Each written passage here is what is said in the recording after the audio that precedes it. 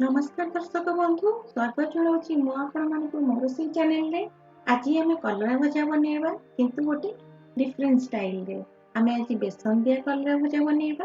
तो आसंतु आज रेसिपी देखिबा। जदि आपनको भल लागला आज रेसिपी ताले सब्सक्राइब करंतु मो चैनल को और पाखर थिबा बेल आइकन रे क्लिक करबा भूलंतु नहीं।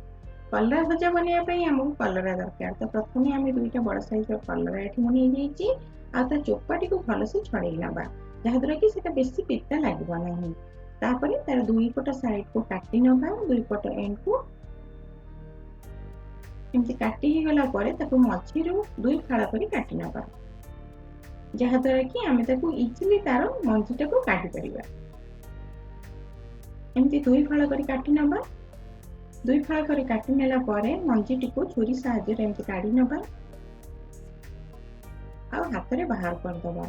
कहीं मंजीटा रहिले बहुत पिता लगे तेणु मंजीटा आम प्रथम काढ़ी नवा। ये कलरा भजाटी बिल्कुल बेसी पिता लगे ना आ बहुत ही टेस्टी लगे। आप देखिए ट्राए कले देखिए। तो देखो एमती छोट छोट कर पीसेस के आम आपको काटी नवा सब कलरा गुड़ी को। एमती दुईटा कलरा मुझे आ दुईटा को एड़ी पीसेस कर मोटा रखी आपको मु काटी नहीं। यापरे आमे को गोटे बाउल रे नहीं जिबा।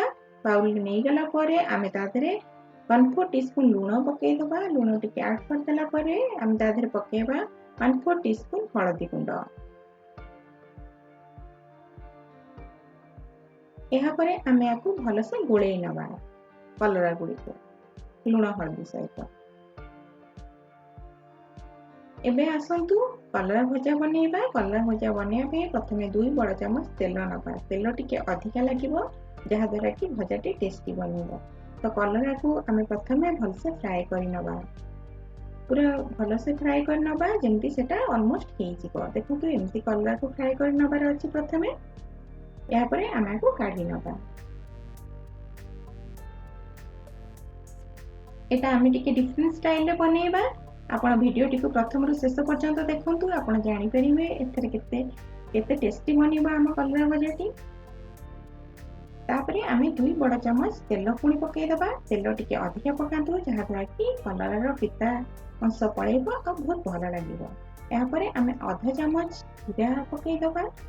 जीरा फुटिबा को दबा। जीरा फुटी सारला परे एठारे 2टा मीडियम साइज रो प्याज को हम स्लाइस कर काटी नै कि लंबा लंबा करी तो आको हेबो पके दबा।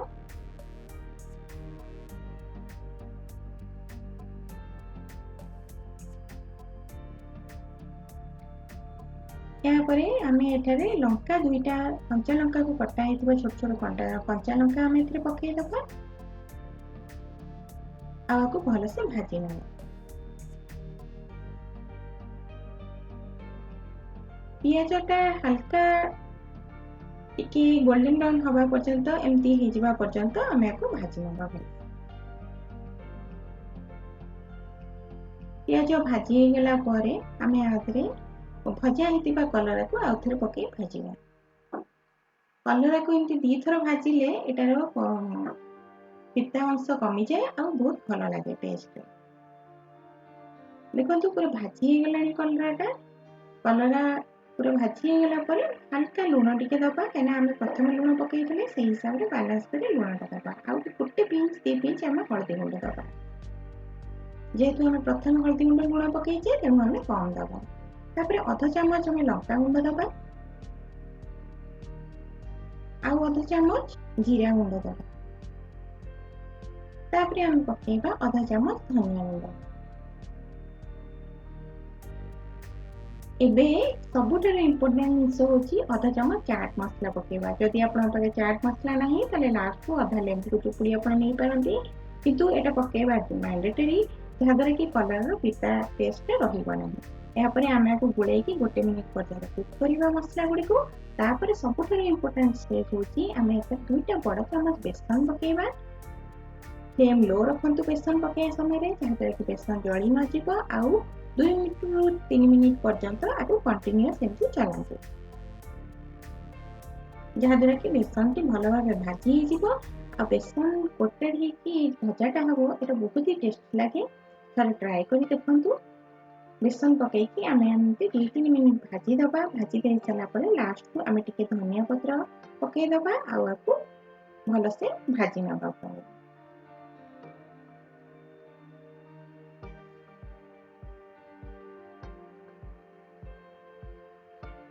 रेडी हो गलानी हमर भजाटी। देखंतु केमती दिसुची भजाटी बेसन दिया कलर भजा। थरे ट्राई कर देखंतु पूरा रेडी हो गलानी सर्व करिया पई। तो आसंतु सर्व करिया। एबे सीजन रे कलर अवेलेबल तेणु आपण आपको इजीली प्रिपेयर करि परिबे आउ आपको सर्व करि परिबे। भात सहित बहुत ही टेस्टी लागिवो। थरे ट्राई करि देखंतु आपनको बेसी पिता मध्ये लागिवो नाही। जेहेतु आमे दुई थरा को भाजीचे और बेसन भी मध्ये ऐड करछे तेणु पिता अंश बहुत कमी जीवो। थरे ट्राई करि याको निश्चित ट्राई करंतु आउ देख